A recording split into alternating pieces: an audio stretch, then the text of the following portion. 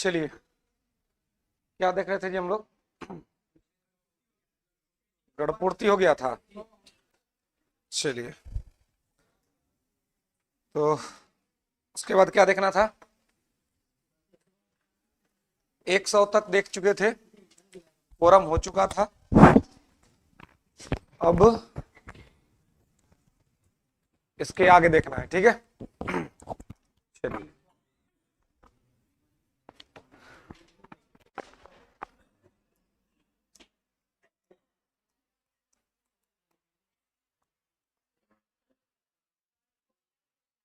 हाँ बोलिए।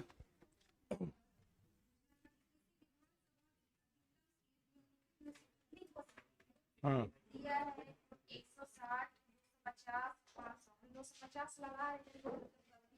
तो गलत लगाए हैं ना, 500 दिख होगा।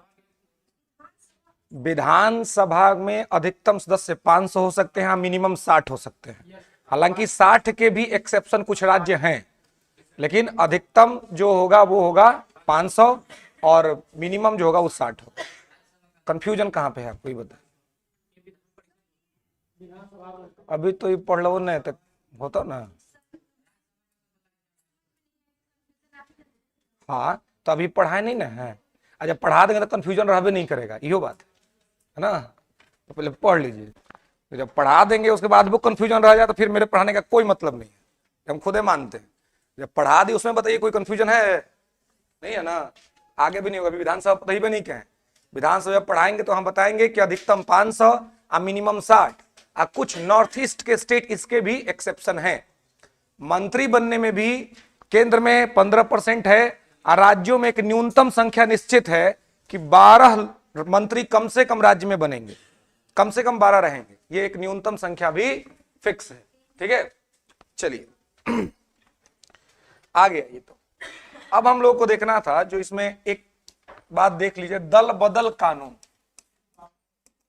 दल बदल कानून, जी जी, थोड़ा हॉट गरम।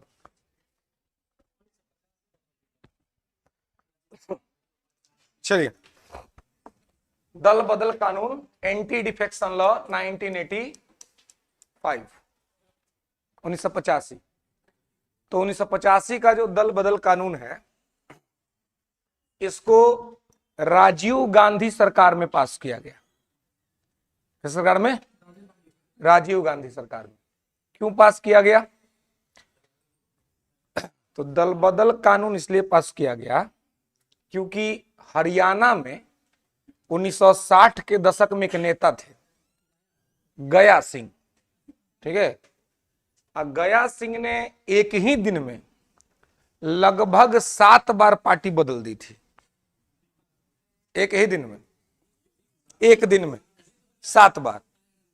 इसलिए उनको कहा गया भारतीय राजनीति का आया राम गया राम। कब आएंगे कब जाएंगे कोई नहीं जानता उनको, ठीक है। तो चूंकि कोई नहीं जानता, इसलिए हुआ कि भाई इस तरह से अगर आना जाना लगा रहेगा तो सरकार तो अस्थिर हो जाएगी। मंत्री बनाने के चक्कर में, सरकार बनाने के चक्कर में लोग विधायकों को लालच देंगे, सांसदों को लालच देंगे और तोड़ देंगे। इसलिए महसूस हुआ कि एक कानून बनाया जाए जिससे विधायकों का जो ये आना जाना होता है, या जो सांसद जो पार्टी छोड़ के दूसरे पार्टी में चले जाते हैं, ये रुक सके। इसके लिए संविधान में संशोधन हुआ। उस संशोधन का नाम था 52वां संविधान संशोधन, 52 कॉन्स्टिट्यूशनल अमेंडमेंट एक्ट 1985, 52वां संविधान संशोधन अधिनियम 1985। अब ये क्या था? इससे संविधान में 10वीं अनुसूची जुड़ी। क्या जुड़ा? 10वीं अनुसूची लिख लेंगे। इससे संविधान में 10वीं अनुसूची को जोड़ा गया, ठीक है।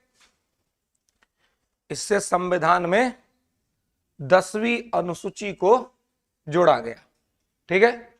10th schedule. संविधान में 10वीं अनुसूची को जोड़ा गया और इसका विषय रखा गया दल बदल कानून। इसका विषय रखा गया दल बदल कानून, एंटी डिफेक्शन लॉ, ठीक है।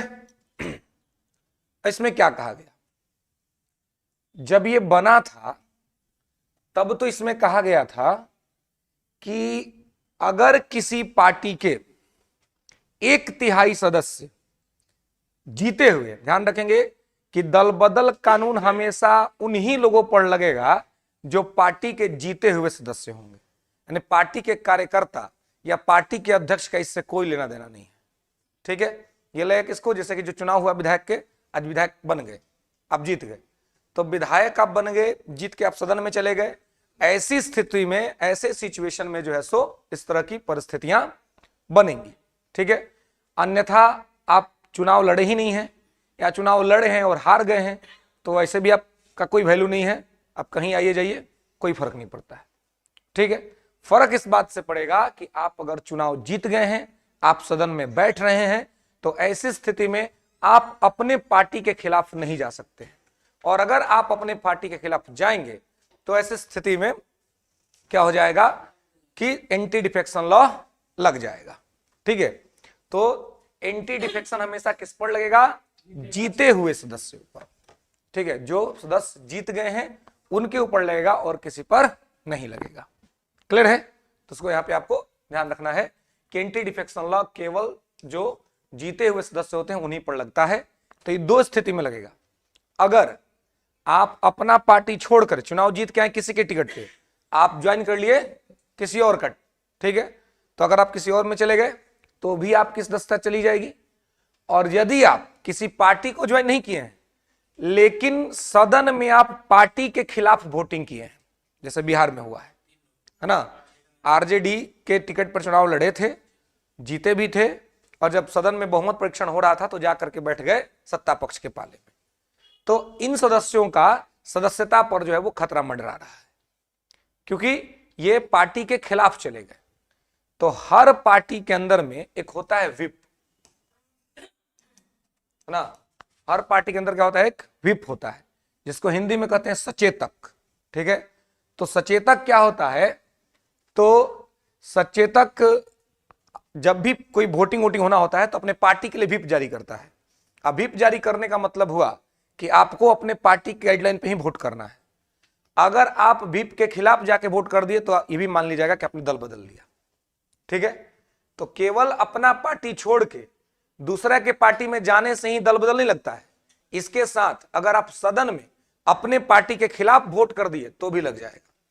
लेकिन सदन में अगर आप अपने पार्टी के खिलाफ बोल रहे हैं तो दल बदल नहीं लगेगा, बोलने का कोई दिक्कत नहीं। ठीक है, लेकिन वोटिंग नहीं कर सकते। ठीक है, वोटिंग खिलाफ में कर दिए तो आपकी सदस्यता चली जाएगी।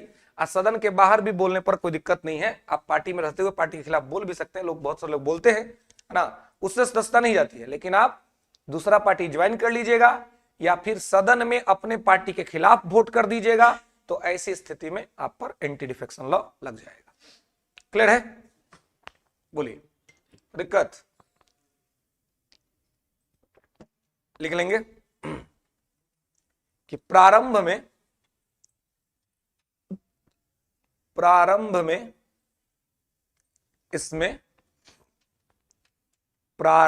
इसमें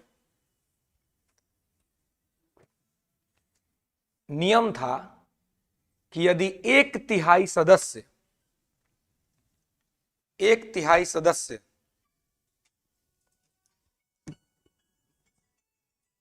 साइलेंट करे पड़तो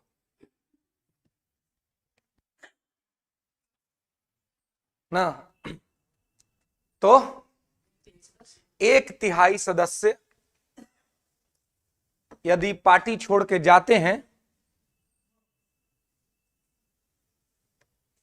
तो सदस्यता नहीं जाएगी, मतलब टोटल का 1/3।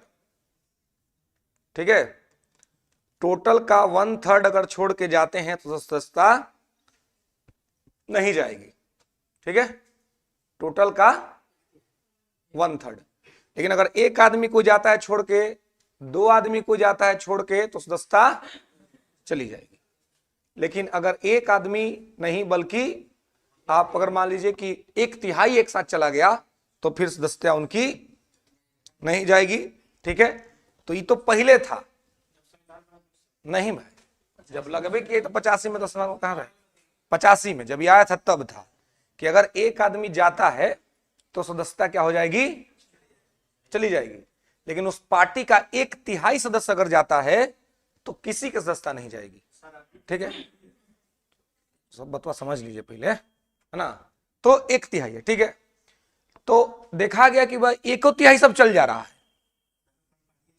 हाँ, तो फिर सरकार ने सोचा कि यार तो मतलब हम तो व्यवस्था बना रहे हैं, सब व्यवस्था का काट निकाल ले रहा है, कोई ना कोई सिस्टम पास कर ले रहा है। तो फिर हुआ कि 1/3 नंबर जो है, ये नंबर हो सकता है कि थोड़ा मतलब कम हो सकता है, आसानी हो रही होगी निकलने में, तो इस नंबर को बढ़ा देते हैं और इसको 2/3 कर देते हैं, इसको 2/3 कर देते हैं। बस यहां पे क्या हुआ, इसको 2/3 कर दिया गया, 2/3, है ना। 91वां संविधान संशोधन अधिनियम 2003, ठीक है। लिख लेंगे कि 91वां संविधान संशोधन अधिनियम 2003 के द्वारा 2003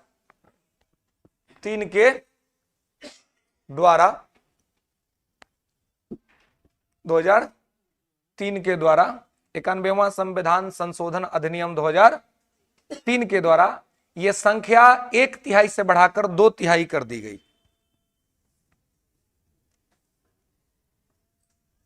ये संख्या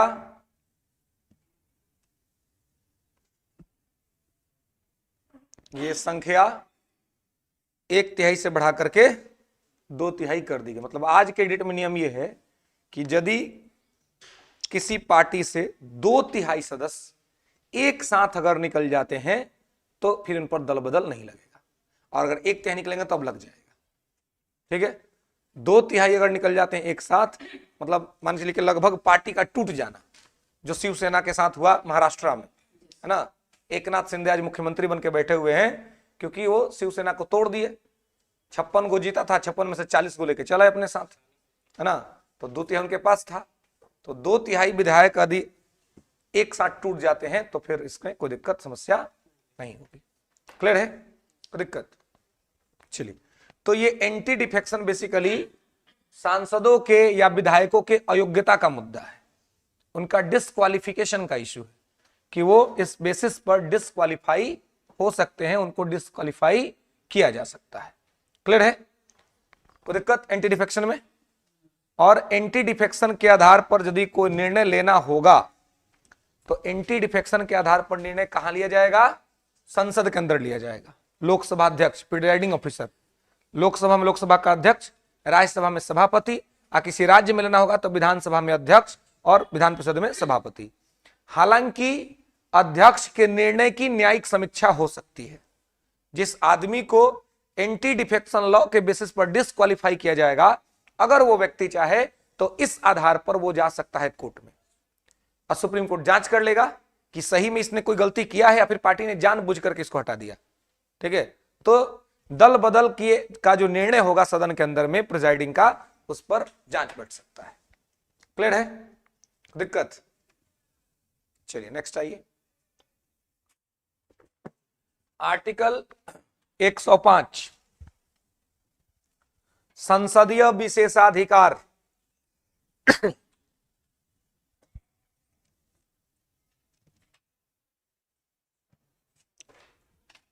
ठीक है, संसदीय विशेषाधिकार।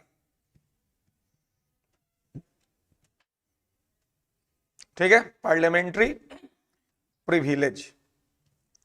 अब ये पार्लियामेंट्री प्रिविलेज क्या होता है, ये बताइए। सब्सिडी,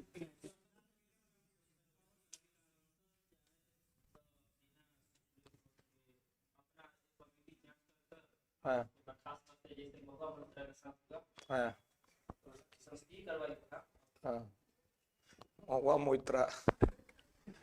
चलिए, तो देखिए, संसदीय विशेषाधिकार का मतलब यह है कि संसद के अंदर संसद के सदस्य कुछ भी कर सकते हैं, उसका कोर्ट रिव्यू नहीं करेगा, उसका कोर्ट रिव्यू नहीं करेगा, न्यायपालिका उसकी समीक्षा नहीं करेगी।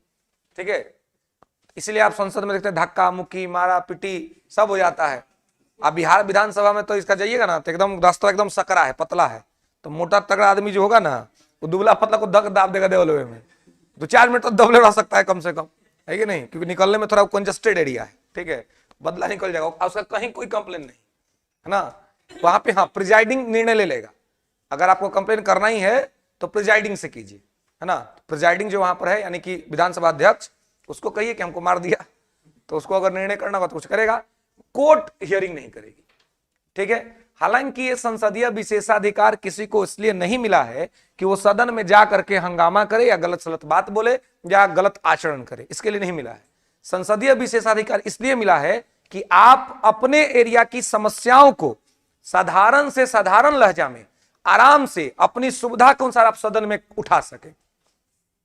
संसदीय, लेकिन अभी का सब नेता सब संसदीय विशेषाधिकार का मतलब क्या करता है, गलत सलत बोल देना, है ना, कुछ भी दिखा देना सदन के अंदर में, मतलब जितना गलत काम करना है वो सब विशेषाधिकार में है ना, लेकिन ये काम नहीं होना चाहिए। संसद जो संविधान बनाने वाले लोग हैं वो इसको इसलिए बनाया ताकि सदस्यों को लिबर्टी हो बोलने की, दिखाने की, और बोलना दिखाना मतलब क्या, अपने क्षेत्र की समस्या, अपना इशू, है ना, अपने इशू के लिए आपको किसी तरह का कोई दिक्कत या समस्या नहीं है। लेकिन आजकल जो हो रहा है सदन के अंदर में वो आप देखते ही हैं, है ना, किस तरह की परिस्थितियां बनती हैं जो कि नहीं होना चाहिए। इससे कहीं ना कहीं इंडियन डेमोक्रेसी जो है और जो संसद है उसकी साख कमजोर होती है ना, इस तरीके की स्थिति से। खैर क्या लिखे हैं, तो संसदीय, ये ध्यान रखेंगे, ये आर्टिकल बहुत बार पूछा गया प्रीवियस एग्जाम सब में कि संसदीय विशेषाधिकार का चर्चा किस अनुच्छेद में, ठीक है, 105 में।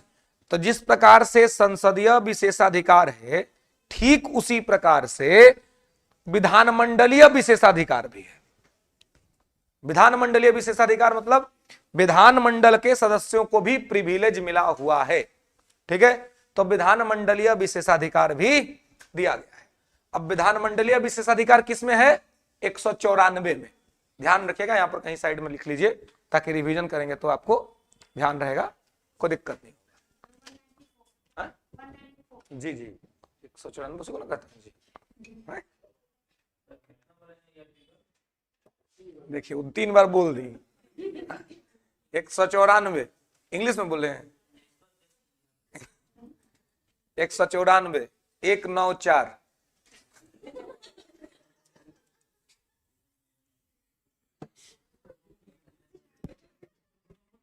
चलिए 194, ठीक है, चलिए तो 194, ठीक है, ये विधानमंडलीय, ध्यान रखना, बस याद रखना है इसको कि संसदीय विशेषाधिकार 105, विधानमंडलीय विशेषाधिकार 194, ठीक है। चलिए अब देखिए, अब विधेयक, अगर आपसे पूछा जाए कि विधेयक कितने प्रकार के होते हैं,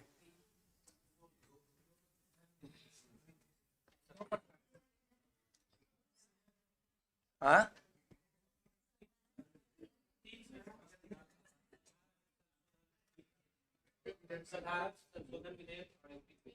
साधारण संशोधन और मतलब कितना हो जाएगा टोटल, 3, ठीक है, 4 गो होता हो,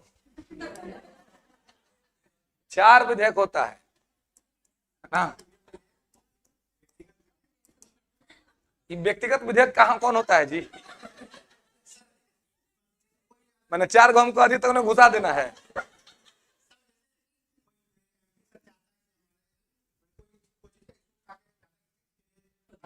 अच्छा ऐसा होता है, हाँ?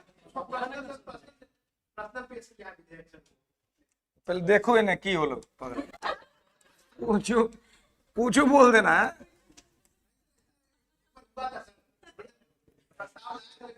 व्यक्तिगत विधेयक, ये कौन सा विधेयक होता है भाई, कौन लाया था बताइए।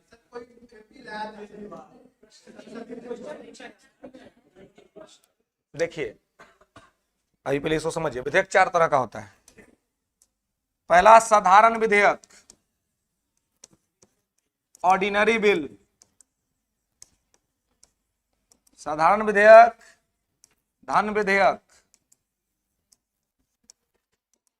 फिर वित्त विधेयक, और फिर संविधान संशोधन विधेयक। हेलो चार गो।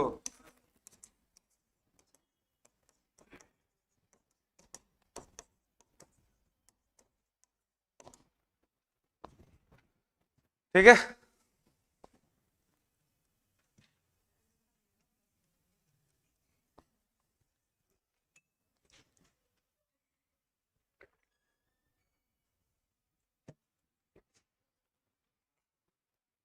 हाँ करने दीजिए, अब हम लोग क्या ही नहीं कर सकते, ना हम कुछ कर सकते हैं ना आप कुछ कर सकते हैं। आइए, साधारण विधेयक देखिए, साधारण विधेयक का चर्चा आर्टिकल 107 में है, धन विधेयक आर्टिकल 110 में है, वित्त विधेयक आर्टिकल 117 में है, संविधान संशोधन विधेयक आर्टिकल 368 में। ठीक है, दिक्कत बोलिए, दिक्कत नहीं ना है, बोलो ना, सब बताए वो, अभी रुक ना भाई, कुछ बिना बताए नहीं जाएंगे, जो लिखवाएंगे आज जो नहीं आए आता है ना, हमको चर्चा नहीं करेंगे, क्या करेंगे, फंसने के लिए करेंगे।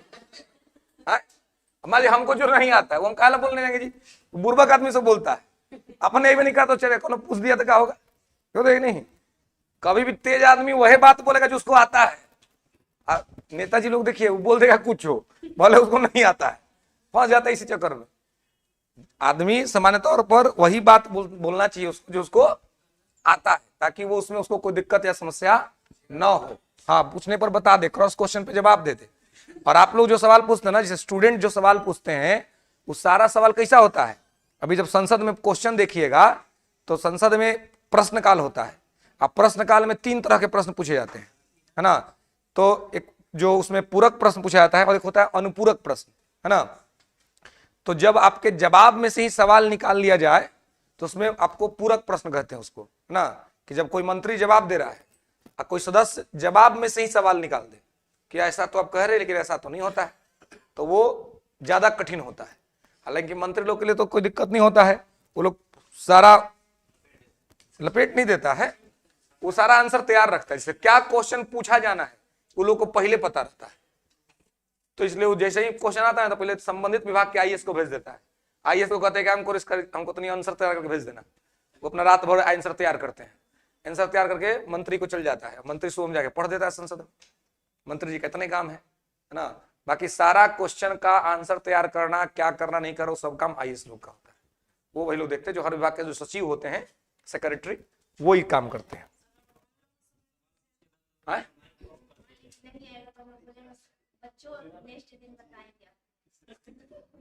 देखिए आप लोग देखिए कभी नहीं, पहला बात तो आए नहीं, देखिए क्या है, पहले तो देखिए जीवन भर पढ़ने का आवश्यकता अगर किसी को होता है ना तो शिक्षक को होता है, और किसी को जीवन भर पढ़ने का आवश्यकता नहीं होता है। जैसे आप पढ़ लिख के अगर आईएएस भी बन गए तो आप पढ़ने का जरूरत आपको नहीं है, अब आप करंट देखते रहिए, आप संभालते रहिए। लेकिन शिक्षक अगर पढ़ना छोड़ देगा ना तो फिर आउटडेटेड हो जाएगा। टीचर का बड़ा जरूरी होता है कि वो हमेशा पढ़ता रहे, है ना, हमेशा अध्ययन। टीचर और वकील इनको हमेशा पढ़ना है, रोज पढ़ना है ना। हाँ, इससे हाँ डॉक्टर्स को भी अध्ययन करना है, तो अगर ये करते रहेंगे तो क्या होगा, ये करने से इनकी अपनी पर्सनालिटी और बेहतर होती चली जाएगी, ये तो क्या हो जाएंगे, आउटडेटेड हो जाएंगे। तो इसलिए आपको अध्ययन करके जाना है, स्कूल में खुद पढ़ के जाना है। कभी कभी ऐसा हो सकता है, कभी कभी ऐसा हो सकता है कोई चीज ऐसा आ जाए सामने जो आपको नहीं पता है ना, हो सकता है, इट्स क्वाइट पॉसिबल, है ना। तो ऐसे सिचुएशन में आपको सिचुएशन को हैंडल करने आना चाहिए कि आप हैंडल कैसे करेंगे, है ना। या आप वहां तक पहुंचिए ही मत जहां लग रहा है कि यहां तक मैं जाने के बाद मेरा खुद ही पोजीशन थोड़ा गड़बड़ है, उससे पहले ही गाड़ी रोक दीजिए, बोलिए अब ये गाड़ी जो है सो आगे खुलेगी, है ना। और फिर आगे गाड़ी खोलने से पहले आप उसको यहाँ से स्टडी कर लीजिए, फिर उसको खोलिए, कोई दिक्कत नहीं है ना। तो ये चीज देखिए, अब जैसे हम लोग को अब कोई दिक्कत समस्या नहीं होती क्योंकि पढ़ाते हुए बहुत टाइम हो गया। और अगर कोई कहता नहीं कि उसको प्रॉब्लम नहीं होता तो झूठ बोलते हैं। हमको तो बहुत प्रॉब्लम हुआ था जी, हम जब पढ़ाना शुरू किए थे तो स्थिति ऐसी थी हमारी कि हम तो अभी अंडर ग्रेजुएट थे, आप पढ़ाना शुरू कर दिए थे, तो उस समय सारा बात याद नहीं था इमीडिएट। अभी क्या, अभी सारा बात याद है, एवरीथिंग इन माइंड, सब चीज याद है दिमाग में। कहीं से कुछ भी पूछिए, कहीं से बुक देखने का जरूरत नहीं पड़ता है हमको, ना नोट्स किसी भी विषय के लिए, कोई विषय के लिए ना कोई बुक देखना है, ना कोई कॉपी देखना है, ना कुछ देखना है। लेकिन स्टार्टिंग में जब तैयारी कंप्लीट करके आए थे तो रिवीजन चल रहा था, लेकिन कुछ कुछ बातें दिक्कत होती थी, तो उस समय डर लगता था, क्लास में ही डर लगता था यार पता नहीं। और बहुत बार आता था कि अब तो दिक्कत नहीं हुई, बहुत सीनियर स्टूडेंट होते थे, अब डर लगता था कि यार पता नहीं कहाँ पूछ देते हो, है ना, अब पूछेगा तो फिर दिक्कत हो जाएगा। तो बहुत पढ़ के जाना पड़ता था, मतलब घर से ही जो चैप्टर पढ़ाना है उस चैप्टर को घर में पहले 2 घंटा पढ़ते थे कि इस चैप्टर में कहीं कोई दिक्कत ना हो, कहीं कोई इश्यू ना हो, अब तब जाकर के वहां पढ़ते तो फिर कभी कोई शिकायत का मौका नहीं आया। और मैं 2015 से पढ़ा रहा हूं, जिस जिस संस्थान में गया आज तक किसी संस्थान ने मुझे नहीं छोड़ा, फिर मुझे ही अपनी व्यस्तताओं की वजह से छोड़ना पड़ा कि इतनी बिजी हो गया कि अब हर जगह आदमी रह नहीं सकता है, तो उसके वजह से। और सभी लोग पास, और जितने स्टूडेंट तब से लेकर के अभी तक जुड़े ईश्वर की कृपा से, वो सब कंटेक्ट में लगभग लगभग, है ना, क्योंकि उनको अच्छा लगा, चीजें उनको समझ में आई। और केवल आप अच्छे पढ़े लिखे हैं तो आप अच्छा पढ़ा लेंगे इसकी कोई गारंटी नहीं है। आप अगर रोज पढ़ रहे हैं, आप अगर रोज अध्ययन कर रहे हैं तो आप बेहतर पढ़ाइएगा, इसकी गारंटी है ना। तो अगर आप रेगुलर पढ़ते रहें तो एक तो आपकी अपनी नॉलेज में धार आएगा, और साथ में यह भी जरूर सोचना है कि हम पढ़ाई को कैसे इंटरेस्टिंग बनाएं। पढ़ाई किसी को बोझिल नहीं लगना चाहिए, ऐसा ना लगे कि पढ़ाई हम काम कर रहे हैं। जैसे खाना खाते हैं तो मन से खाते हैं, वैसे पढ़े भी मन से। तो अब इसमें कि खाना मन से कब खाते हैं, जब खाना बनाने वाले ने खाना टेस्टी बनाया, तब आप मन से खाते हैं। पढ़ाई भी आप तब मन से करेंगे जब पढ़ाने वाला आपको अच्छा पढ़ाए, मन से पढ़ाए, वो आपको अच्छे तरीके से मतलब पेश करे। तो ऐसे आप जब अच्छे तरीके से अपने क्लास में पेश करिएगा तो जो भी बच्चे होंगे वो आपका नाम लेंगे हमेशा, है ना, कि भाई पढ़ाई कभी पढ़ाई लगा ही नहीं। तो पढ़ाई कभी पढ़ाई लगा ही नहीं, ये स्टूडेंट को फील कराने के लिए आपको कम से कम रोज मेहनत करना पड़ेगा, 1-1.5 घंटा अपने ऊपर, कि आप कैसे चीजों को इंटरेस्टिंग कर सकते हैं। फैक्ट आके लिखा देना तो बहुत आसान काम है जी, वो तो आप जानते हैं, मैं हमेशा कहता हूं आप किताब खोल लीजिए, पढ़ लीजिए। यहां पे हम चाहे कोई भी कोई नया बात आपको नहीं बताता है, 150-200 रुपए का किताब खरीदिएगा, सब बात मिल जाएगा उसमें, लेकिन वही है कि उसको पढ़ के कुछ नहीं हो पाएगा। लेकिन क्लास में जो पढ़ लीजिएगा, तो क्लास में आप फी दे के इसलिए आते हैं, इस बात को आप समझिएगा। तो पता नहीं सर लिखा के खत्म कर दीजिए, भाई लिखा के खत्म करना हमारा ड्यूटी नहीं है, केवल खत्म कर देंगे तो फिर तो खत्म हो ही जाएगा, आपके ऊपर कुछ खत्म नहीं होगा। आप यहाँ इसलिए आए हैं कि वो चीज आपके दिमाग में चला जाए, जो सीधे किताब पढ़ के नहीं जाएगा, सीधे किताब पढ़ के नहीं जा पाएगा। अगर जाना होता तो सारे किताब दुकान वाले आज की डेट में आईएएस होते, क्योंकि सबसे अच्छी अच्छी किताब, बेहतरीन किताब उन्हीं के पास है ना, और वो लोग गाइड भी करता है। आप चलिएगा ना तो पहले ही कहे कि आजकल एक ई बुक से ज्यादा लड़ रहा है तो तुम्हें कोर्स करके पढ़ना लो भाई, है। तो इस तरह की परिस्थितियां होती है, इसलिए रेगुलर पढ़ते रहिएगा तो किस तरह का कोई दिक्कत समस्या नहीं होगा। तो ये देखिए, इसका आर्टिकल याद रखना, साधारण विधेयक 4 तरह का, साधारण, धन विधेयक, वित्त विधेयक, संविधान संशोधन, ठीक है। अब देखिए, तो ये 4 प्रकार है विधेयक का, लेकिन जो आप व्यक्तिगत की जो बात कर रहे थे उसको समझिए कि प्रकृति में जो विधेयक होता है, नेचर में, वो 2 तरह का होता है।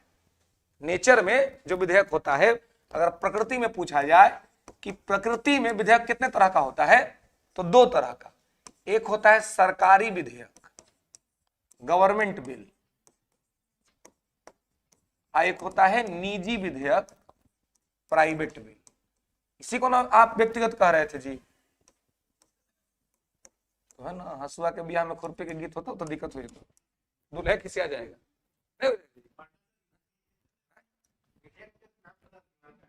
आ गया था, कोई बात नहीं। अब दिमाग को वैलिड जगह पे लाना है, ठीक ना। बोलने में कोई दिक्कत नहीं ना, बोले उससे कोई दिक्कत नहीं है, तो ऐसे बोलता हूँ, क्योंकि बोलने से क्या होता है कि आपका कंफ्यूजन खत्म हो जाता है। अब ये कंफ्यूजन जीवन में आपको नहीं रहेगा। हाँ बिल्कुल, पूछने में ये मत करिएगा, लेकिन हाँ जो टॉपिक जहां पर है उसको वहां पे करेंगे तो वो ज्यादा अच्छा रहेगा। देखिए, सरकारी विधेयक और निजी विधेयक में क्या अंतर होता है, गवर्नमेंट बिल और प्राइवेट बिल में क्या अंतर है?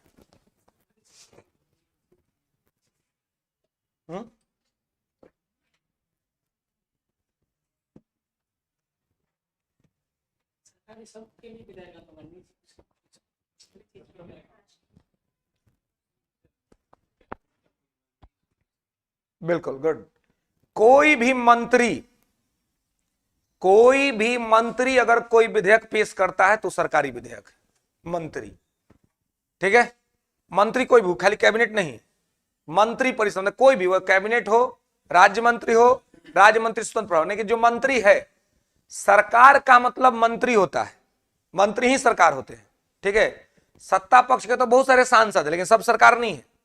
सरकार वही लोग है जो मंत्री पद पर बैठा हुआ है, ठीक है। कहीं पर भी ध्यान रखिएगा, सरकार कौन है? जो मंत्री पद पर बैठा हुआ है। बाकी आप सत्ता पार्टी के सांसद हो सकते हैं, विधायक हो सकते हैं, लेकिन सरकार नहीं हो सकते हैं। सरकार का मतलब मंत्री। तो अगर मंत्री कोई विधेयक पेश कर रहा है तो सरकारी हो जाएगा। मतलब कि सब विधेयक अगर कोई मंत्री पेश करेगा तो सरकारी होगा। इसमें से अगर कोई निजी आदमी, मतलब कि जो मंत्री पद का शपथ नहीं लिया और वो पेश करेगा तो ये क्या हो जाएगा? प्राइवेट हो जाएगा। क्लियर है? अब आप देखिएगा स्थिति क्या है, ये ढूंढ लो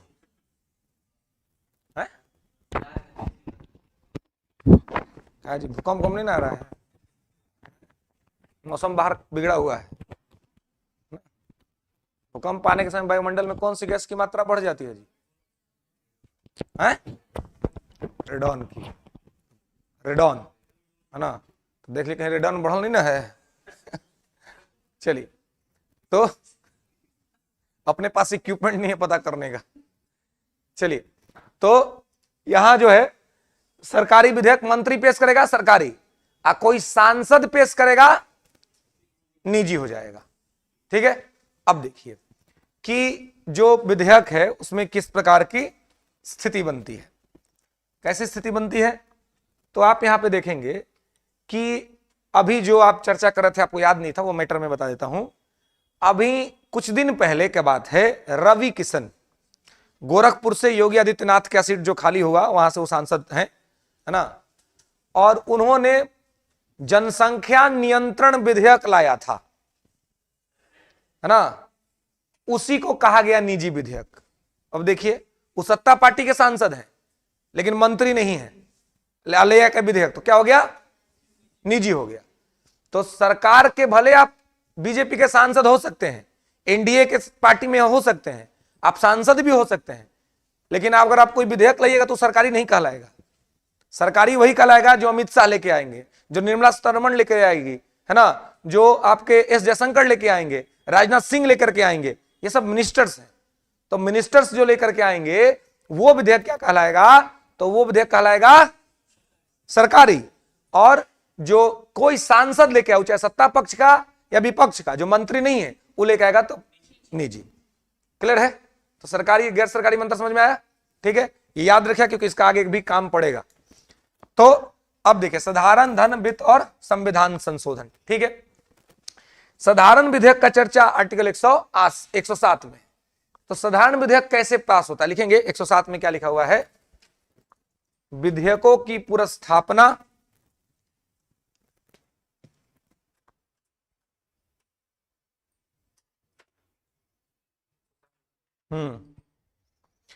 विधेयकों की पुरस्थापना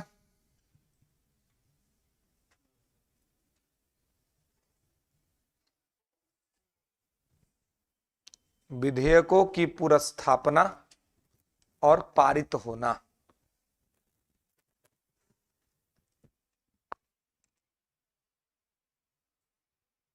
ठीक है।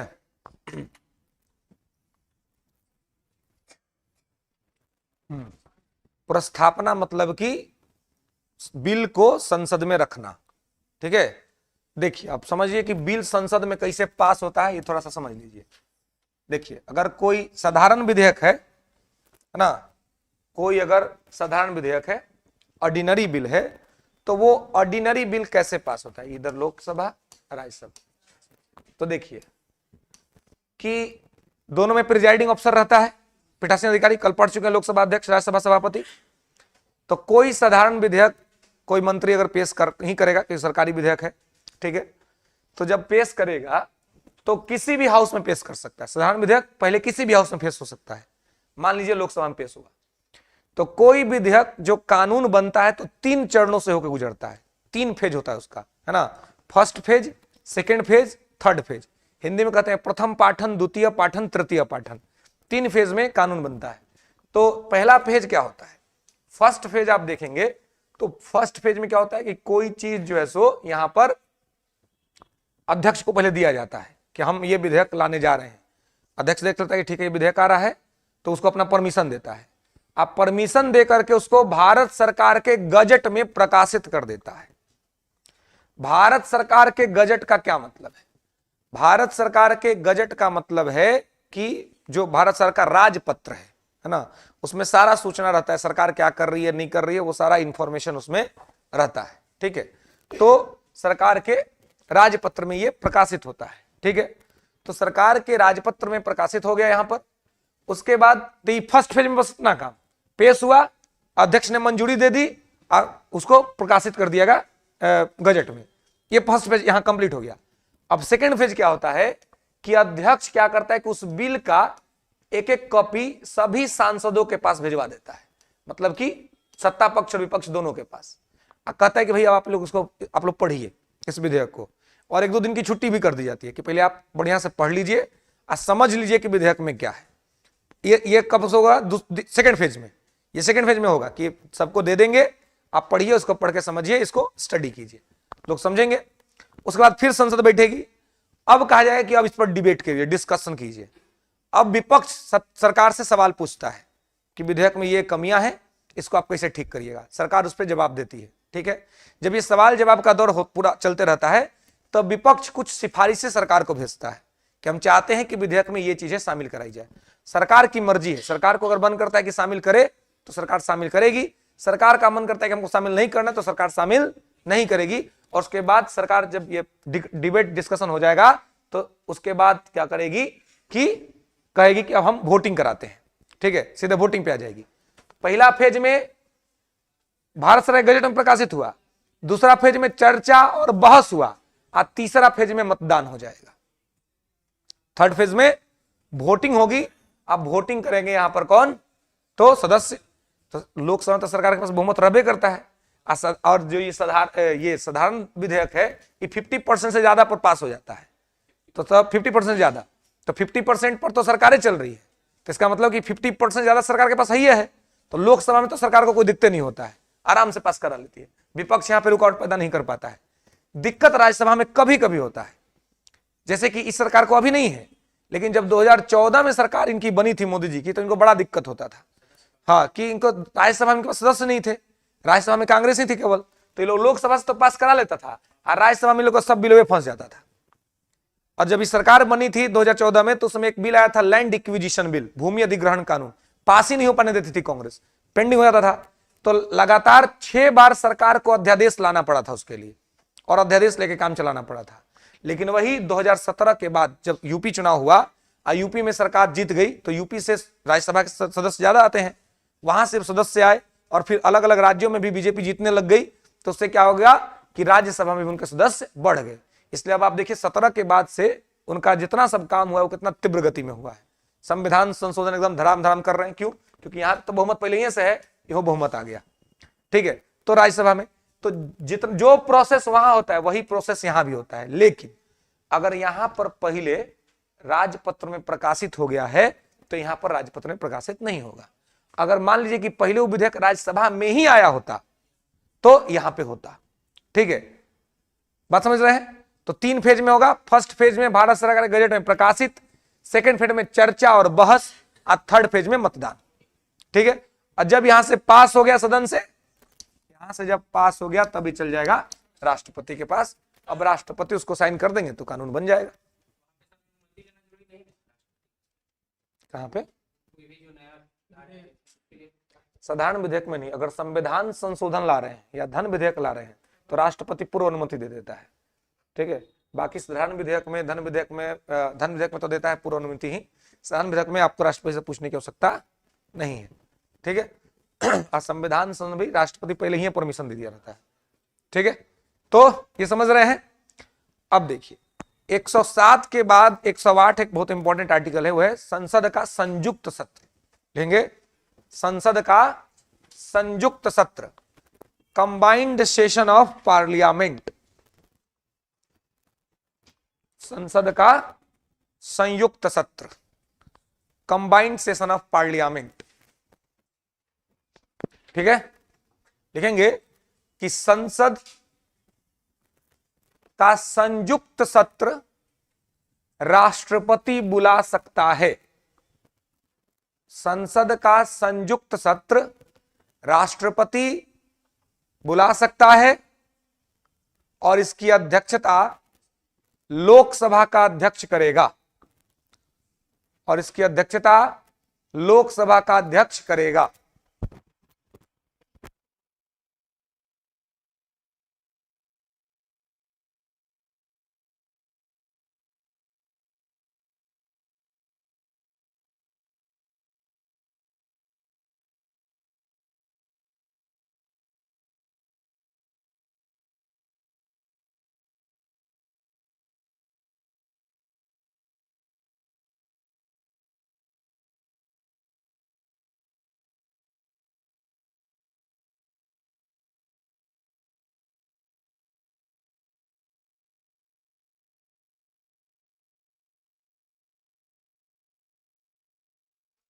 हाँ, लोकसभा अध्यक्ष करता है। लोकसभा अध्यक्ष की अनुपस्थिति में उपाध्यक्ष करेगा और उपाध्यक्ष की अनुपस्थिति में राज्यसभा का उपसभापति, सभापति न करते हो, है ना।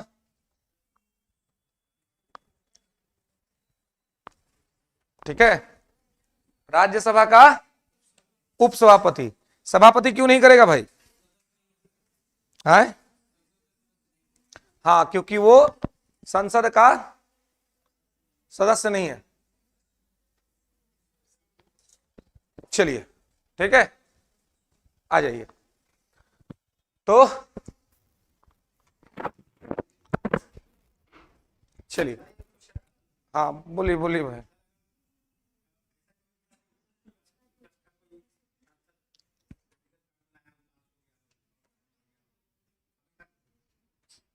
नहीं नहीं, अभी तक नहीं।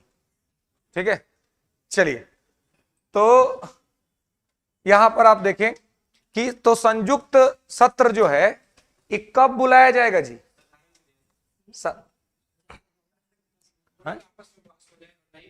ठीक है, साधारण विधेयक के संबंध में ही बुलाया जा सकता है और कभी दूसरे पर नहीं बुलाया जाएगा। ये नोट करके लिख लीजिए कि संविधान संशोधन ये साधारण विधेयक के संबंध में ही केवल और केवल साधारण विधेयक के संबंध में ही केवल और केवल संयुक्त सत्र बुलाया जा सकता है। मतलब कि बाकी तीनों में नहीं बुलाया जाएगा, केवल साधारण विधेयक में। मतलब मान लीजिए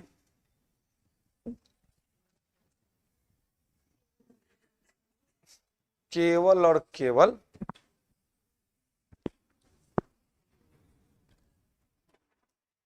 ठीक है। चलिए, तो यहां पर इसको ध्यान रखेंगे। ओके, केवल साधारण विधेयक और किसी में भी नहीं, ओनली फॉर ऑर्डिनरी बिल। केवल साधारण विधेयक के संबंध में लाया जाएगा और किसी में नहीं लाया जाएगा। क्लियर? लाया गया है 3 बार। अभी तक संयुक्त सत्र 3 बार बुलाया जा चुका है, लिख लीजिए। अभी तक संयुक्त सत्र 3 बार बुलाया जा चुका है।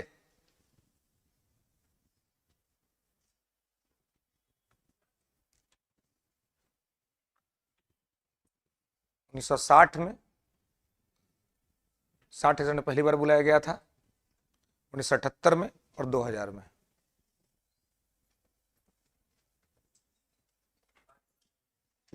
ठीक है, 3 बार बुलाया गया, 1960-61 में पहली बार, फिर 1978 में और फिर 2000 में, सन 2000। ठीक है, देखिए सबसे पहला बार जो लाया गया था वो लाया गया था दहेज बंदी के लिए। देखिए सब मिल बैठ के राय किया कि भाई दहेज बंद कर देना है। सोचिए कितना बड़ा मजाक है। 1960 में, हम लोग के जन्म और हमसे पहले का बात है जी। है? हम लोग के पिताजी लोग बउआ रहे होंगे उस टाइम पर, नहीं है? पिताजी लोग बउआ रहे होंगे, है ना। तो लोग चाहे कितना के पिताजी तो नहीं हुए होंगे अभी तक, दादाजी लोग का समय का बात है, उनके टाइम का बात है, उस समय रेट वो कम था। अब देखो तो रेट भी हाई हो चुका है ना। हालांकि उसके हिसाब से इकोनॉमी भी बढ़ी है, लेकिन रेट कहां तक पहुंच गया है जी, एकदम आसमान छू रहा है। आप लोग का भी रेट खुल गया है, लेकिन है? है? पकड़ुआ से डरना नहीं है। हाँ, कि सुप्रीम कोर्ट कह चुका है पकड़ुआ विवाह इनवैलिड होता है ना, तो डरना नहीं है, ठीक ना। कोई कोई ले जीतो तो कर लेना है, करके खा पी लेना है बढ़िया से, मिठाई उठाई खा लेना है। हाँ, खाली ई नहीं दिखना चाहिए कि आपका मन है, जाके कोर्ट में कह दे रहे हैं कि सब देख लीजिए जबरदस्ती किया है सब, है ना। कैसे कि वहां तेज रहिएगा तो बाप, बिहार में सब रखता है घरे में सब, बहुत सारा सामान सब उपाय कर देगा दुल्हा के, है कि नहीं। इसलिए अब वहां पर ज्यादा इधर उधर नहीं करना है। कैसे जगह पुलिस अगर मारती है तो भाई इसमें क्या पता है कि पुलिस के सामने कह दीजिए कि अपराध किए हैं, कोई दिक्कत नहीं, कोर्ट में जाकर कह दीजिए कि नहीं किए हैं, है ना, तो बच जाइएगा। नहीं तो पुलिस के सामने कहिए कि नहीं किया, नहीं बहुत मार मारेगी, है ना, ऐसा मारेगी कि उसका लिखवा भी लगी तो क्या दिक्कत है। किसी भी तरीके से अगर हुआ है, आप जाके कोर्ट में बयान बदल देंगे तो फिर कोर्ट में जज साहब आपका सुनेंगे, है ना, क्योंकि है नहीं तो फिर आपका वकील अगर तगड़ा होगा तो कहेगा कि सर इस बार वीडियोग्राफी करवाइए, हमारा वकील रहेगा साथे, जब जांच होगा तो हमारा वकील साथ रहेगा, तो बाप कूट देगा बढ़िया से सब, है कि नहीं। अब पुलिस का सबसे बड़ा कि पुलिस का मारने का तरीका इतना बेहतरीन है कि आपको कहीं दाग नहीं होगा, मैंने किसी से दिखा नहीं पाइएगा कि देखिए हमको मार के लाल कर दिया, ठीक है नहीं, अब बोल नहीं पाइएगा किसी से। आज जब ये मौसम बढ़िया होगा, हाँ जब मौसम बढ़िया होगा तब दर्द होगा, है ना, तब दवाई खाना पड़ेगा, ई मारू मारता है सब, बोला एकदम आए। चलिए, तो ये 3 बार हुआ था, ठीक है। तो पहला बार ये डॉरीज के लिए हुआ था कि डॉरीज को खत्म कर दिया जाए। अब देख लीजिए, मतलब कि ये खत्म करने के लिए हुआ था। आज संयुक्त सत्र बुलाया गया, तो संयुक्त सत्र कब बुलाया जाता है, जब पास ना हो पाए, जब लोकसभा पास कर दे राज्यसभा नहीं पास कर पाए, राज्यसभा पास कर दे लोकसभा नहीं पास कर पाए, ऐसे में इसका मतलब कि उस समय के भी लोग इसको खत्म करने के मूड में नहीं थे, तभी ना कंबाइंड सेशन बुलाना पड़ा, है कि नहीं। कंबाइंड सेशन आखिर क्यों बुलाना पड़ा, क्योंकि सब लोग मिलजुल के खत्म कर ले। कंबाइंड सेशन जब आएगा तो लोकसभा जो चाहेगी वो हो जाएगा। रीजन की लोकसभा में पहले ही से 543 गो है, तो बहुमत के सरकार के पास पहले ही से है। 273 होता चाहे, मतलब 272 से ज्यादा सरकार के बहुमत के लिए। राज्यसभा का टोटल स्ट्रेंथ है 250, तो राज्यसभा के टोटल स्ट्रेंथ से तो ज्यादा खाली सत्ता पक्ष है लोकसभा में। तो सीधी बात है कि जब भी कंबाइंड सेशन आएगा तो सरकार जो चाहेगी वो करा लेगी। इसीलिए कहा गया है कि भाई खाली साधारण विधेयक, तो ये वाला पावर सरकार के पास दे दिया जाए तो सरकार धराले से संविधान संशोधन कर देगी, है ना। इसलिए इस सब में नहीं, केवल इसमें, ठीक है। इसमें तो ऐसे भी जरूरत नहीं क्योंकि इसमें सरकार के पास एक्स्ट्रा पावर होता है धन विधेयक में, ठीक है। तो संयुक्त सत्र में कोई दिक्कत। 78 बैंकों के राष्ट्रीयकरण का मामला था और 2000 में आतंकवाद निवारण अधिनियम बनाना था, ठीक है। बैंकों का राष्ट्रीयकरण का मामला और 2000 में आतंकवाद विरोधी कानून या आतंकवाद निरोध कानून, ठीक है। कल वाला क्लास अभी तक लोड नहीं हुआ है ऑनलाइन में, कल वाला क्लास अभी तक नहीं मिला है क्या, इसमें ऐप पे नहीं मिला है, ऐसा क्यों। सुजीत कुमार मॉर्निंग सर, सुजीत कुमार, हाँ हाँ, प्रिवेंशन ऑफ टेररिस्ट एक्टिविटी, पोटा पोटा, ठीक है। चलिए, तो यहां पे इसको ध्यान रखेंगे, ठीक है। आगे आ जाइए नेक्स्ट। अब लिखिए आर्टिकल 109, धन विधेयक के संबंध में विशेष प्रावधान। धन विधेयक के संबंध में विशेष प्रावधान, special provision related to money bill.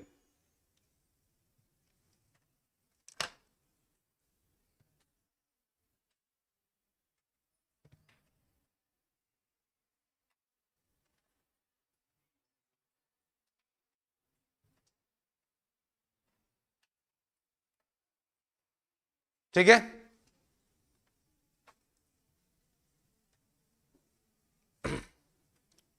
Okay,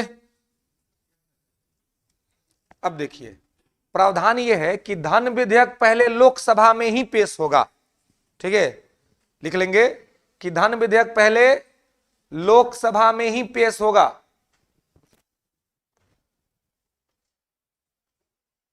मतलब ये पहले राज्यसभा नहीं जा सकता, पहले लोकसभा जाएगा। ठीक है, कोई विधेयक धन विधेयक है अथवा नहीं, इसका निर्णय लोकसभा अध्यक्ष करेगा। कोई विधेयक धन विधेयक है अथवा नहीं, इसका निर्णय लोकसभा अध्यक्ष करेगा।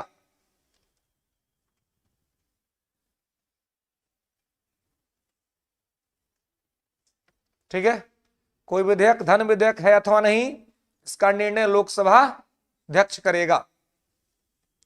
नेक्स्ट,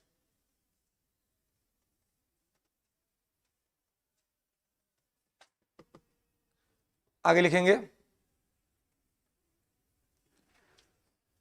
कि राज्यसभा को धन विधेयक 14 दिन के अंदर पास करना होगा। राज्यसभा को धन विधेयक 14 दिन में पास करना होगा।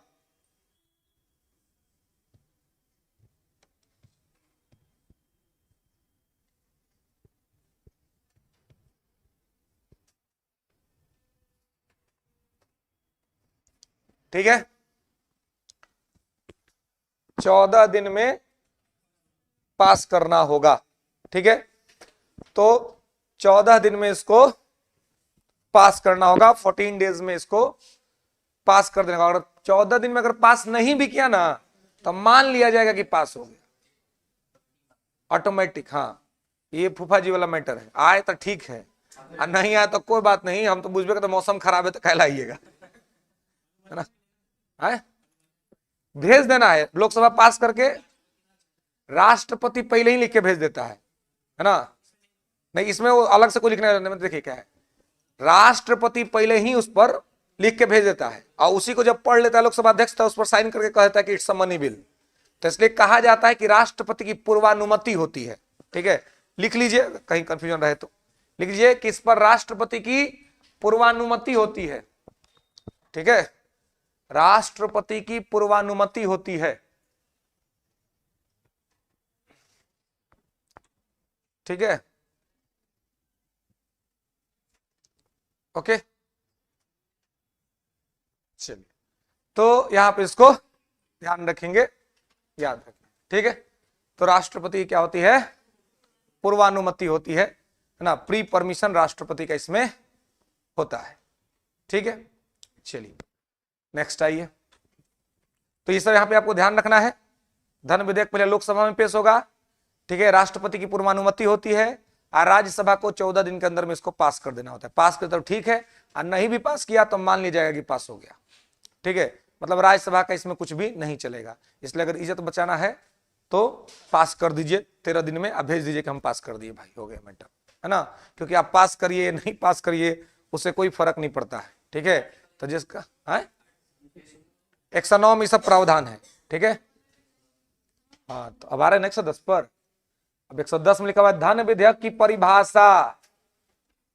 हम बोले ना जी, हम जो लिखले हैं तो हमको आता था ना, लिखले हैं जी, लिखा के अपने फंसेंगे पगला, ओमे के पूर्वक हम नहीं है, दूसरा सब होता है कि फंस जाता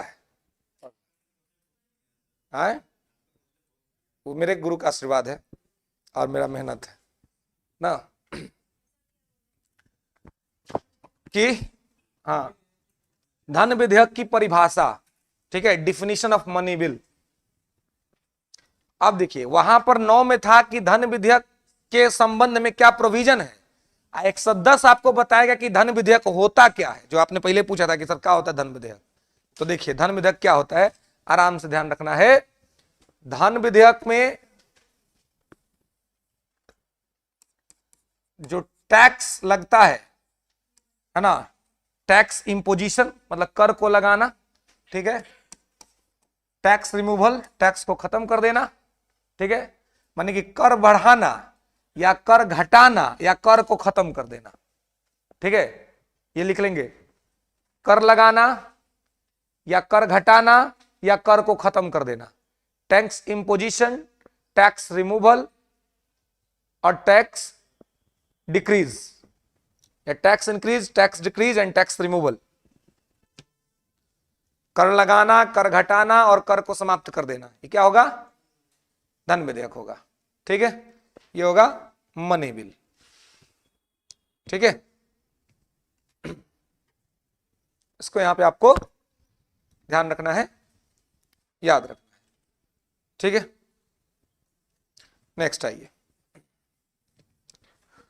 आगे लिखेंगे कि सरकार के द्वारा लिया गया ऋण। हाँ, सरकार के द्वारा लिया गया ऋण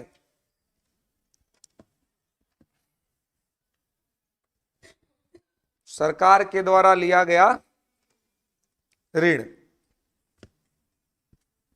ठीक है, मतलब अगर सरकार कोई टैक्स कोई कर्जा लेती है कहीं से, ठीक है, तो वो आपको क्या हो जाएगा? धन विधेयक हो जाएगा।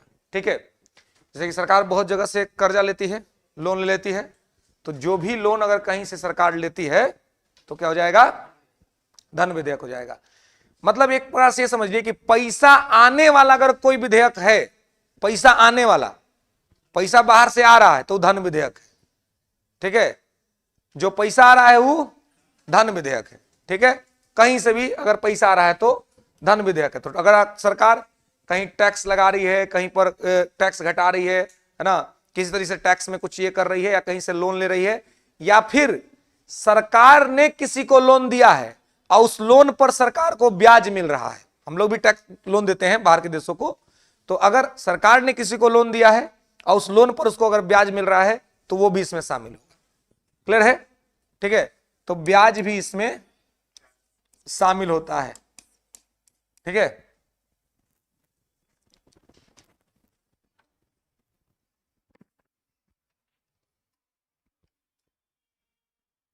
ठीक है, चलिए अब देखिए आगे लिखेंगे आर्टिकल 111। धन को दिक्कत?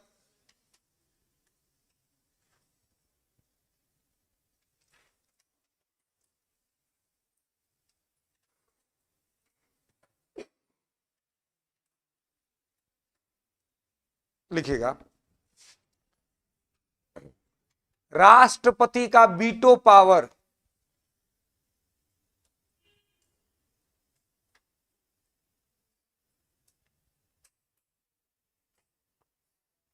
राष्ट्रपति का veto power of the president.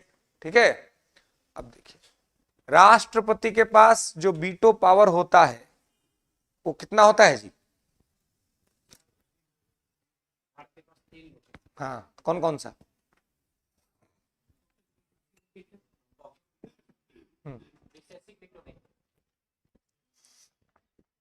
कौन कौन सा है? निलंबनकारी वीटो और आत्यांतिक वीटो। ठीक है, वीटो 3 है, कौन कौन से लिख लीजिएगा? आत्यांतिक वीटो, सुजीत कुमार नया लुक में सर, नया लुक पर तो एक एक लुक को देख के तो लोग बोर ना हो गया होगा जी, ये सोचे कि बदल लेते हैं। वो अगला टोपी लगे है,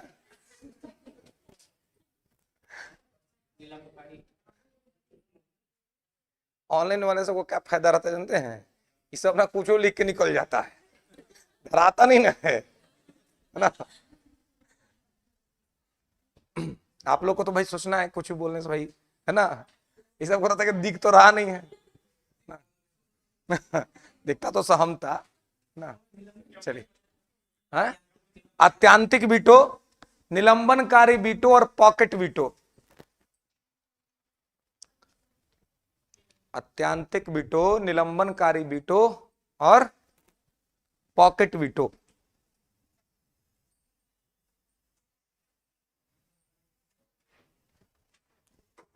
पॉकेट वीटो, ठीक है।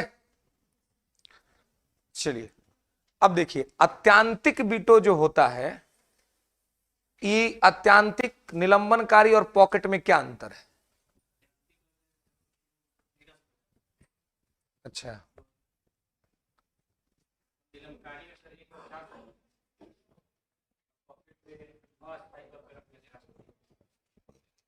देखिए आत्यांतिक वीटो, जिसको कि इंग्लिश में कहते हैं एब्सोल्यूट वीटो, आत्यांतिक वीटो केवल दो परिस्थिति में लग सकता है, केवल दो परिस्थिति में। आत्यांतिक वीटो राष्ट्रपति केवल दो सिचुएशन में लगा सकते हैं, और वो दो सिचुएशन क्या है? तो दो सिचुएशन जो है वो क्या है जी? तो दो सिचुएशन आप देखेंगे कि पहला जो सिचुएशन है वो ये है कि गैर सरकारी विधेयक, यानी निजी विधेयक, गैर सरकारी विधेयक अभी बताए थे ना। तो गैर सरकारी विधेयक कौन सा विधेयक होगा? हाँ, जो सांसद, हाँ, मंत्री के छोड़ के, तो मान लीजिए कि मंत्री नहीं पेश किया, कोई नॉर्मल सांसद पेश किया, इसका मतलब क्या कि सरकार नहीं चाहती कि कानून बने। अगर सरकार चाहेगी कि कोई विषय कानून बन जाए तो सरकार खुद ना जारी करेगी जी। तो सरकार खुद जारी नहीं कर रही है, कोई और जारी कर रहा है, तो ऐसे में क्या हो जाएगा? गैर सरकारी विधेयक।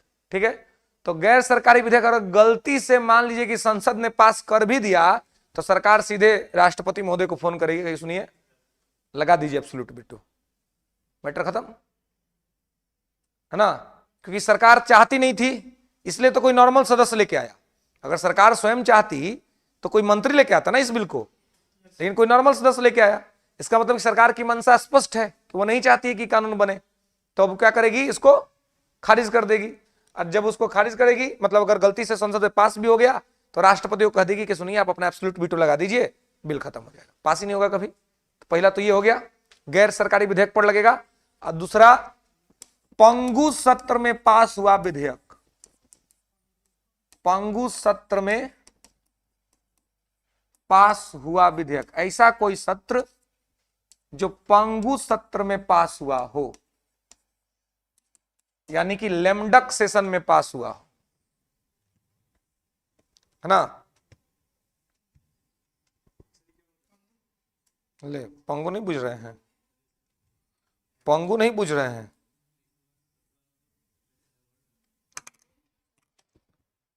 पंगु मतलब होता है अपंग आदमी, है ना। हाँ, उसको कहते हैं पंगु हो जाना, जो किसी काबिल ना बचे, कोई काम लायक ना बचे, नालायक टाइप का आदमी, है ना। जैसे गांव में माता पिता बोलते हैं ना कि यार सब बर्बाद कर दिया, वैसा उसको कहते हैं पंगु, जो किसी भी लायक का नहीं हो, है ना। तो पंगु सत्र का यहाँ पे मतलब यह है कि कौनो काम का नहीं। तो अब कौन सा सत्र होगा जो किसी काम का नहीं होगा? यही सत्र जो अभी सरकार का चल रहा है, बजट सत्र। चल रही लोकसभा का अंतिम सत्र पंगु सत्र कहलाता है, लिख लीजिए। चल रही लोकसभा का अंतिम सत्र पंगु सत्र कहलाता है। चल रही लोकसभा का अंतिम सत्र पंगु सत्र कहलाता है। हाँ,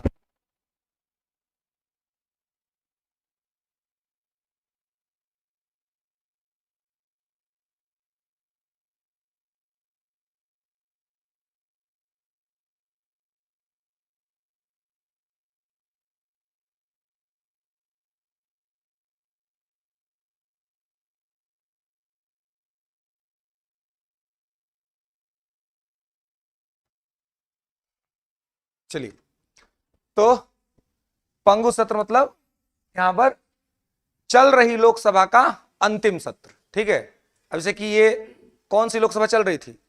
17वीं लोकसभा चल रही थी, तो 17वीं लोकसभा का ये अंतिम सत्र था, क्योंकि अब सरकार को चुनाव में जाना है। अब सरकार को चूंकि चुनाव में जाना है, तब राष्ट्रपति ये सोचेगा कि यार ये तो अगर कहीं ऐसा ना कि ऐसा तो मतलब जैसे सरकार मान लीजिए कि हारने के मूड में लगा एकदम, तो हम तो चुनाव हार ही जाएंगे इस बार, तो सरकार क्या कर देगी? कुछ ऐसा अलबल कानून बना देगी कि आने वाले सरकार को भुगतना पड़े उसका दुष्परिणाम, है ना। कौन सा अलबल बन गया है भाई? रुक जाता नहीं, कौन चंदा वाला? ये चांदा वाला अभी का है जी, इलेक्ट्रल बॉन्ड अभी का है।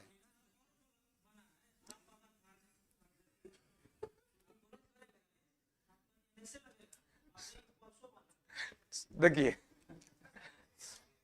देखिए, पहला बात कि ये एनएसए वाली तो है ना, तो एनएसए अगर मान लीजिए कि कोई धारणा करते करते लाल किला में घुस जाता है और जा करके देश के झंडा को क्षति पहुंचाता है, उस किसका आदमी?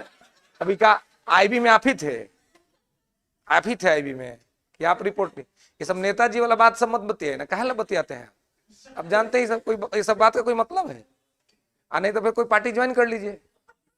हाँ, देखिए देखिए, कोई भी हो, वो चाहे सत्ता के लोग हो चाहे वो विपक्ष के हो, किसी को भी ये देश इस बात की अनुमति नहीं दे सकता है कि वो जाकर के देश के राष्ट्रीय झंडा से खिलवाड़ करे, चाहे वो कोई भी हो, वो चाहे सरकार समर्थित हो चाहे वो सरकार विरोधी हो। और उसके लिए अगर एनएसए लगना चाहिए तो बिल्कुल लगना चाहिए। राष्ट्र के खिलाफ अगर कोई भी गतिविधि हो रही है तो उस पर एनएसए, नेशनल सिक्योरिटी एक्ट, राष्ट्र का राष्ट्र अधिनियम एकदम लगना चाहिए। आदमी के अंदर मन में भय होना चाहिए कि अगर हम गलत करेंगे या गलत लोगों के संगत में जाएंगे तो बचने की गुंजाइश नहीं है, ये होना चाहिए। अब रहा बात कि सरकार, शासन और प्रशासन को इस बात का भी ध्यान रखना चाहिए कि इस नाम पर किसी गलत मतलब सही आदमी जो है उसका शोषण ना हो जाए। इस बात को सरकार, मतलब कि घर में रिवॉल्वर रखना बुरा बात नहीं है, सबको रखना चाहिए, सेल्फ डिफेंस में काम आएगा, लेकिन उस रिवॉल्वर से किसी निर्दोष को मार देना यह गलत बात है। एनएसए का कानून बनना कोई गलत नहीं है, एकदम ठीक बात है, लेकिन एनएसए का गलत इस्तेमाल होना यह गलत बात है, यह नहीं होना चाहिए। तो आप कानून को गलत मत कहिए कि कानून गलत हो गया। सरकार गलत हो सकती है, किसी की मंशा गलत हो सकती है, कानून गलत नहीं हो सकता। हम अपने घर में रखेंगे रिवॉल्वर, क्या दिक्कत है किसी को? है ना, क्या दिक्कत, किसी को दिक्कत है जी? हमको अब हम रहे तो कोई हमारा तुम मार देबो पगला, कह तुरा मरबो। अपना घर में रख रहे हैं अपने सेल्फ डिफेंस के लिए, लाइसेंस बनवा के रख रहे हैं, कोई दिक्कत नहीं है, तुमको क्या दिक्कत है?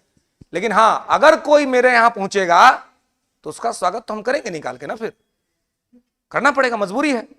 कानून इसीलिए होता है, कानून डराने के लिए नहीं है, कानून लिमिट में रखने के लिए है ना। जो लक्ष्मण रेखा राम जी ने माता सीता के लिए, लक्ष्मण जी ने खींचा था माता सीता के लिए, वो काहे के लिए था? उनकी सुरक्षा के लिए था। लेकिन लांग गई तो गई ना। जो भी मर्यादा का लाइन लांघेगा उसको लंका जाना पड़ेगा। मर्यादा सबके लिए है, वो चाहे ईश्वर हो चाहे वो मानव हो, आपको अपना एक लिमिट खींचना पड़ेगा। तो लिमिट खींचने में कोई बुराई नहीं है, क्योंकि लिमिट नहीं खींचा जाएगा तो आदमी पशु हो जाएगा। तो लिमिट रहना जरूरी है, लेकिन लिमिट के गलत मायने निकालना कि भाई लिमिट क्यों लगा रहे हैं, लिमिट कोई दिक्कत नहीं है। लिमिट रहेगा तभी लोग गलत काम करने से डरेगा। अगर लिमिट हटा दीजिएगा तो सब लोग गलत काम करने, पकड़ाने का डरे नहीं है। पकड़ाई हो जाएंगे तो 2 महीना में बेल लेके आ जाएंगे। और लगे कि नहीं पकड़ाएंगे तो बाप लगेगा कि एनएसए, 3 महीना तक तो कोई चांस नहीं है बाहर आने का, है ना। अब उसमें लोग डर जाएगा, डरेगा कि नहीं डरेगा? तो ऐसे में लोग सतर्क रहेगा, इस तरह का काम नहीं करेगा। लेकिन हाँ, सरकार को इस बात की जिम्मेवारी जरूर लेनी चाहिए कि कोई भी गलत, निर्दोष, निरपराध व्यक्ति को इसके तहत सजा नहीं हो। जो अपराधी हो, जो दोषी हो, उसी को। तो कानून में कोई दिक्कत नहीं है ना।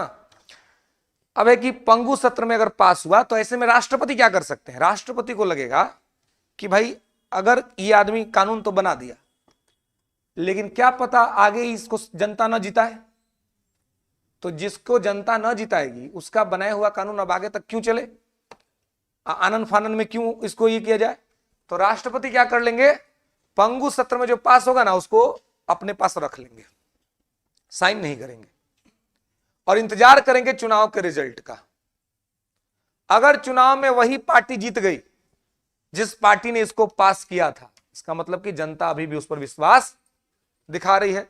तो राष्ट्रपति को दिखाने में क्या दिक्कत है? राष्ट्रपति परमिशन कर देंगे, कानून बन जाएगा। लेकिन वही सरकार हार गई चुनाव, अब विपक्ष जीत गया, तो विपक्ष जाने के साथ पहला काम करेगा, कहेगा राष्ट्रपति से कि काम करिए, कैंसिल कर दीजिए इसको, है ना। है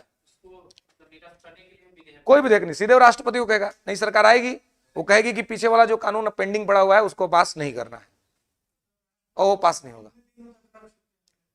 ये इसमें 1 महीने तक वो रख सकते हैं, 1 महीना 1 मंथ तक आप वो रख सकते हैं। 1 मंथ के बाद वो उस पर साइन कर देते हैं। जैसे अभी कोई पास होगा तो वो आराम से उसको एक कह करके कि भाई हम चुनाव के रिजल्ट का इंतजार करेंगे, और उसके बाद वो उसको रख सकते हैं, उनकी मर्जी है। तो दो ही स्थिति में एब्सोल्यूट वीटो का प्रयोग होगा, या तो नॉन गवर्नमेंट बिल हो या लेम्बडक सेशन में पास हुआ बिल हो। ठीक है। दूसरा निलंबनकारी वीटो।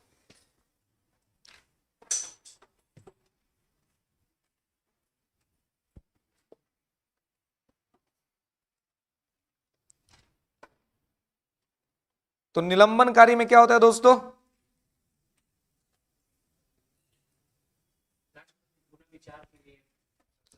हाँ, देखिए निलंबनकारी वीटो जो होता है मतलब कि निलंबित हो जाना, कुछ समय के लिए सस्पेंड कर देना। तो निलंबनकारी वीटो में राष्ट्रपति क्या करता है कि कोई विधेयक को सरकार के पास पुनर्विचार के लिए भेजता है और कहता है कि देखिए हमको लगता है कि इसमें कोई दिक्कत है, कमी है, इसको आप ठीक कर दीजिए। तो सरकार चाहे तो उसको ठीक कर भी सकती है, नहीं भी ठीक कर सकती है। बस इस निलंबनकारी वीटो के तहत राष्ट्रपति किसी विधेयक को सिर्फ एक बार ही पुनर्विचार के लिए भेज सकता है। बाद में सबको क्या करना होगा, तो उसको सब मतलब राष्ट्रपति के पास जाएगा तो राष्ट्रपति उसको साइन कर देगा और फिर वो कानून बन जाएगा। मतलब सस्पेंसिव वीटो में विधेयक खत्म नहीं होता है, बस एक बार का ऐसा टाइम होता है कि राष्ट्रपति पुनर्विचार के लिए भेजता है। अगर सरकार ने उसको ठीक करके भेजा तो ठीक है, अगर ठीक करके नहीं भेजा, हूबहू वैसा ही भेज दिया, तो भी राष्ट्रपति साइन करने के लिए बाध्य है। क्लियर है? कोई दिक्कत? चलिए नेक्स्ट।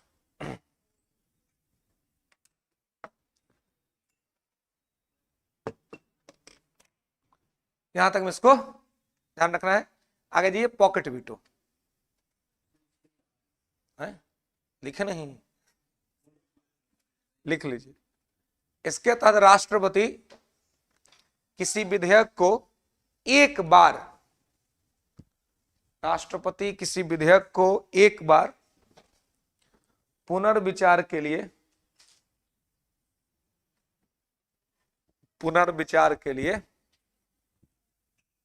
सरकार के पास भेज सकता है। पुनर्विचार के लिए सरकार के पास भेज सकता है। ठीक है। इसके तहत राष्ट्रपति किसी विधेयक को एक बार पुनर्विचार के लिए सरकार के पास भेज सकता है, और जब सरकार इसको ठीक करके या बिना ठीक किए हुए भी भेज देती है तो राष्ट्रपति साइन करने के लिए बाध्य है। क्या? इसके लाखों उदाहरण हैं, क्योंकि आज तक सबसे ज्यादा जो प्रयोग किया गया है वो सस्पेंसिव वीटो ही प्रयोग किया गया है। ठीक है, ये सबसे ज्यादा एब्सोल्यूट का ज्यादा बार नहीं, बस 2 से 3 बार किया गया, वो भी राजेंद्र प्रसाद ने किया था। ठीक है, राजेंद्र प्रसाद जी इसलिए कर देते थे कि नेहरू जी से उनका उतना जमता नहीं था ना, इसलिए वो लगा देते थे। वही तो वहां देखी हुई थी पूरा मैटर इंदिरा जी, संविधान में नहीं लिखा हुआ था ये बात कि एक ही बार भेज सकते हैं। ये बात तो बाद में इंदिरा गांधी ने संविधान में संशोधन करा के मेंशन कराया, 42वां संविधान संशोधन, 42वां संविधान संशोधन करके इंदिरा गांधी ने उसमें लिखवाया संविधान में कि राष्ट्रपति सिर्फ एक ही बार पुनर्विचार के लिए भेज सकते हैं, दोबारा नहीं भेज सकते हैं, और फिर चल जाएगा तो राष्ट्रपति साइन करने के लिए बाध्य है। ठीक है, तो आप इसको ध्यान रखेंगे। Next, pocket veto.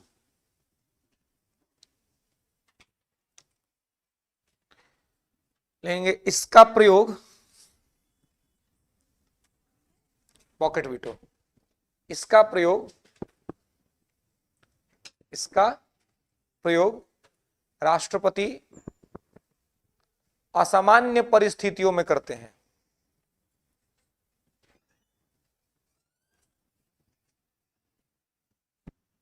और इसका प्रयोग होने का मतलब यह हुआ कि विधेयक समाप्त हो जाता है।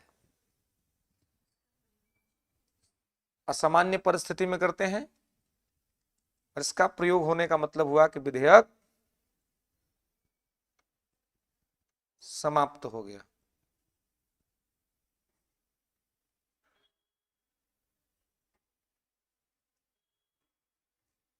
ठीक है, विधेयक समाप्त हो गया। ठीक है, इसका प्रयोग करने का मतलब हुआ कि विधेयक समाप्त हो गया।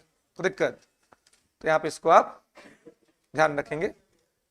हाँ, बस एक ही बार ज्ञानी जैल सिंह ने किया था डाकघर अधिनियम में, और वो करना इसलिए जरूरी हो गया था क्योंकि डाकघर अधिनियम में क्या था कि उस एक सरकार ने एक कानून बना दिया था, उस वही कानून जिसमें यह था कि अगर किसी पत्राचार पर से किसी पत्र पर अगर संदेह हुआ तो बीच में उसको खोल के पढ़ा जा सकता है। अब देखिए, इसे तो राइट टू प्राइवेसी खतरा में पड़ जाता लोगों का। मान लीजिए कि 1000 लेटर है तो संभावना है कि उसमें से एगो चाहे दूगो लेटर ऐसा होगा जो असामाजिक या अनैतिक होगा।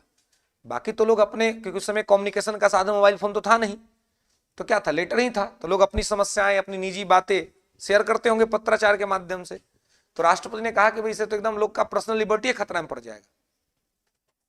और एक चीज स्थिति और भी थी कि तत्कालिक प्रधानमंत्री राजीव गांधी से राष्ट्रपति महोदय का जो संबंध था वो थोड़ा खराब हो गया था श्रीलंका के मैटर को लेकर के, है ना। राजीव गांधी के समय श्रीलंका का मैटर काफी हावी रहा था, है ना।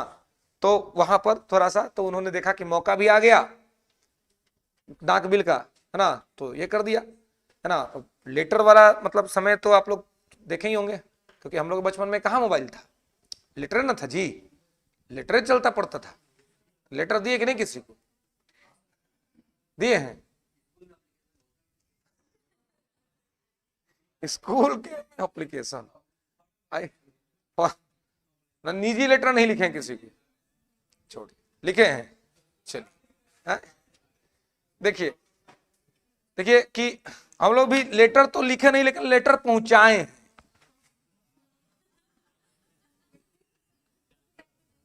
लिखने का नहीं मिला लेकिन बच्चा तो पकड़ा देता है, जाके दिया, हाँ चॉकलेट मिल दो, 5 रुपया मिल दो, एक बार दिले धरा गए।